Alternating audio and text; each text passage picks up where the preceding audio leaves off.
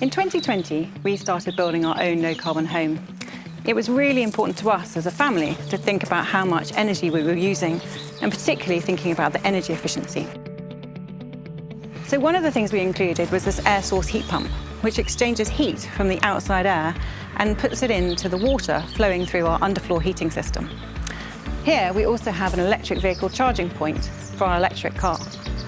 And we also included solar panels on the roof. We've got a 10 kilowatt array. And we also have a battery to store the electricity that we don't use through the day.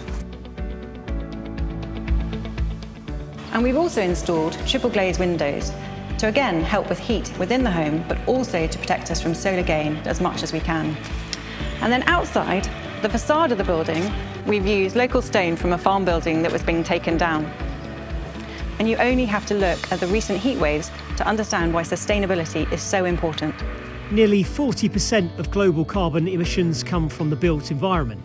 So, if we are to limit warming to around 1.5 degrees Celsius, we need a collective rethink over how buildings are designed, built and used. Sustainability for me is far more important than just what I'm doing at home. It's part of my working world too, which is why today we've come to Croydon, London to see one of our projects, Ruskin Square. And this 10-storey office building is a pioneering project. Reducing carbon for the built environment involves two dimensions. Firstly, the carbon associated with actually the design, construction of the building itself, the embodied carbon. And secondly, the operational carbon. So that involved with everyday activities of heating, lighting, ventilation and cooling. Here at Ruskin Square, we're building 6 office buildings, just like this one, some residential and lots of open public space. We've also got a box park, a shipping container cafe and event space, which is really popular with the community and the local occupiers. Using a derelict site creates the opportunity to develop for net zero from the start, something tenants are valuing more and more.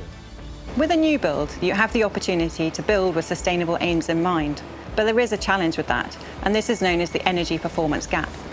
This is when the design efficiency is not met by the operational efficiency when the building's actually constructed and let.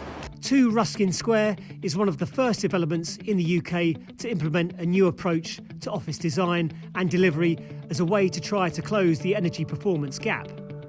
But the challenges don't end there. It's not carbon efficient to knock all the buildings down and start again. We don't have the resources for that.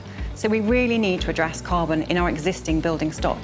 And as you might imagine, this involves lots of renovations and new technologies. We also really need a clearer definition of what a net zero carbon building is. And we really need this quickly. There's a long way to go, but the real estate industry is working really hard at this.